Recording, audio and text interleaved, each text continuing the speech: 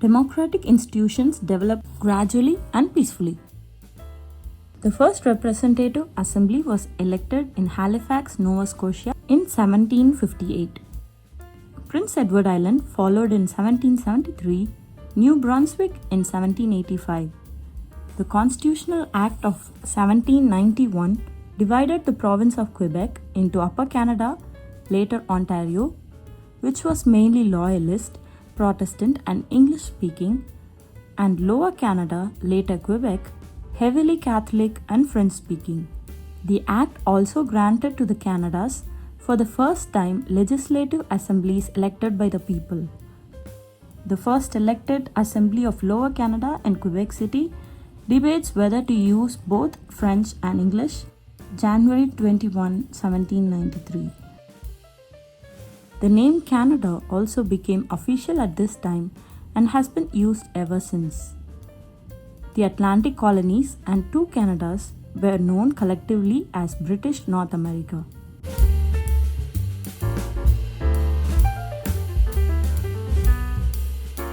Slavery has existed all over the world from Asia, Africa, and the Middle East to the Americas.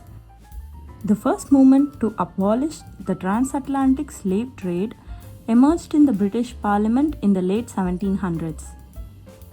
In 1793, Upper Canada, led by Lieutenant Governor John Graves Simcoe, a Loyalist military officer, became the first province in the Empire to move toward abolition. Lieutenant Colonel John Graves Simcoe was Upper Canada's first Lieutenant Governor and founder of the city of York, now Toronto. Simcoe also made Upper Canada the first province in the British Empire to abolish slavery. In 1807, the British Parliament prohibited the buying and selling of slaves, and in 1833 abolished slavery throughout the empire. Thousands of slaves escaped from the United States, followed the North Star, and settled in Canada via the Underground Railroad, a Christian anti-slavery network. Mary Ann Shadd Cary was an outspoken activist in the movement to abolish slavery in the USA.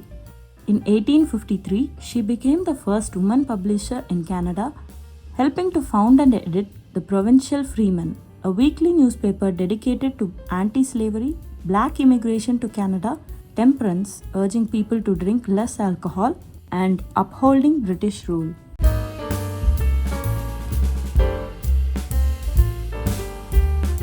The first companies in Canada were formed during the French and British regimes and competed for the fur trade.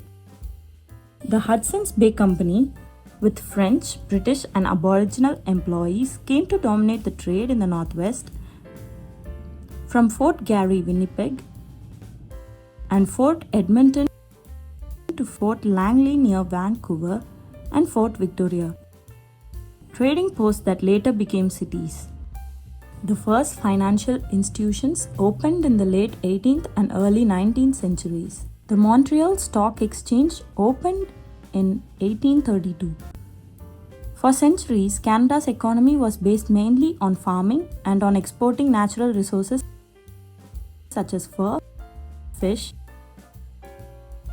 and timber transported by roads, lakes, rivers, and canals.